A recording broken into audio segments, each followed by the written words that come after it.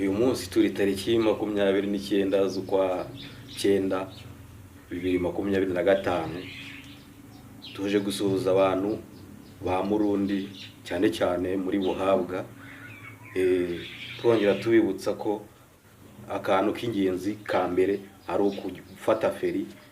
Ibyo waba ukora byose si ukuvuga ngo uri kugenda ku kinyabiziga, akantu kose waba ukora kajyanye no kukubeshaho, kajyanye no gutunga umuntu, kajyanye no gutunga ibintu, shyiramo ka feri paka ushoje ibyo ukora kandi bikoze neza, nta kwihuta mu byo ukora kugira ngo bitaza gukorwa neza.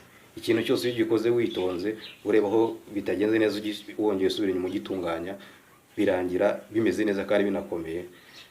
Rero niyo mpamvu mugomba gukora ibintu mushyizemo ka feri.